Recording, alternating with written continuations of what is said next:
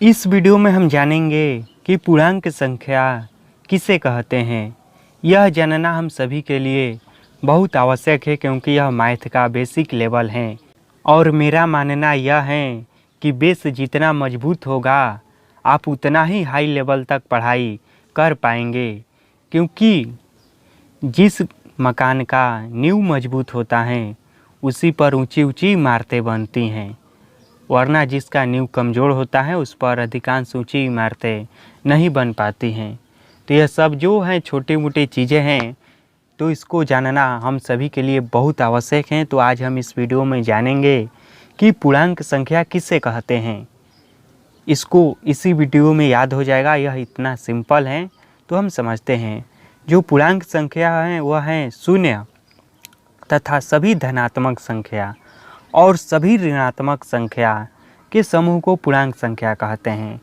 यानी कि पूर्णांक संख्या के अंदर 3 प्रकार की संख्या आती हैं।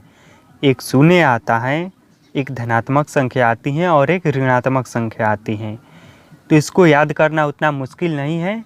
अभी याद हो गया कि शून्य तथा सभी धनात्मक और ऋणात्मक संख्याओं के समूह को पूर्णांक संख्या कहते हैं।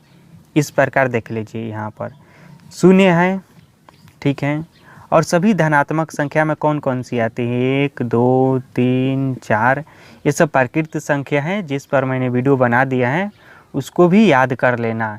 ये सब आती हैं सभी धनात्मक संख्या। ये सब कहाँ तक चल जाएगी, अनंत तक। यह अनंत का चिन्ह है। अनंत का मतलब होता है जिसका कोई अंत नहीं है।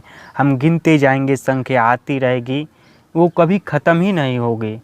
इसी तरह से इधर और इधर ऋणात्मक संख्या, तो ऋणात्मक संख्या जो होता है वो शून्य से भी छोटा होता है, तो इसलिए इसको हम इधर रखते हैं।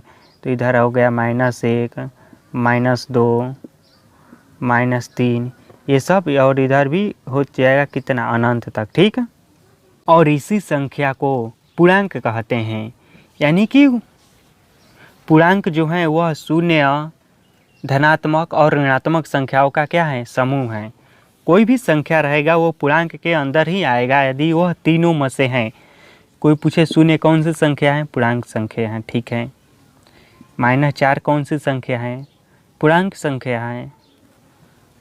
7 कौन सी संख्या है, पूर्णांक संख्या है। क्योंकि यह सभी जो संख्या हैं यह तीनों में से आ रही हैं, तो इसलिए इसको पूर्णांक संख्या कहते हैं। अब कोई पूछ दे कि √4 कौन सी संख्या है, यह पूर्णांक संख्या नहीं है। कोई भी संख्या होगी लेकिन यह पूर्णांक संख्या नहीं है, क्योंकि यह ना तो धनात्मक संख्या है और न ऋणात्मक संख्या है और ना ही शून्य है। यदि कोई पूछे कि 4/7 यह कौन सी संख्या है, यह टोटली यदि पूछे, कोई बात करे 4/7 की, तो यह पूर्णांक संख्या नहीं है। लेकिन हाँ, यहाँ पर 4 पूर्णांक संख्या हैं और 7 हैं। अलग अलग किया जाएगा तो हैं, लेकिन एक साथ नहीं है। तो पूर्णांक संख्या की पहचान क्या है कि वह की तो शून्य होगी, नहीं तो धनात्मक होगी। धनात्मक संख्या में सिंपली मान लीजिए गिनती की संख्या, ठीक है, और ऋणात्मक होगी तो गिनती की ही संख्या रहेगी उसमें, लेकिन उसमें माइनस का चिन्ह लगा रहेगा और उसी को पूर्णांक संख्या कहते हैं। तो मैं यह आशा करता हूँ कि आपको पूर्णांक संख्या अच्छे से याद हो गया होगा। तो एक बार फिर से इसको लिख लेते हैं। तो शून्य से शुरू कीजिएगा लिखना, यदि लिखना होगा परीक्षा में या कहीं पर तो अच्छा रहेगा देखने में भी। शून्य और इधर दाएं साइड में प्लस वाली संख्या लिख देना और अपने बाएं साइड में माइनस वाली संख्या। तो यह शून्य हो गया, इधर 1 हो गया, इधर 2 हो गया, इधर 3 हो गया, डॉट डॉट डॉट अनंत का चिन्ह दे देना, क्योंकि अनंत का चिन्ह बताता है कि इसका कोई अंत नहीं है, यह अनंत तक है। और इधर -1 -2 और इधर भी अनंत तक, ठीक। तो यही है पूर्णांक संख्या।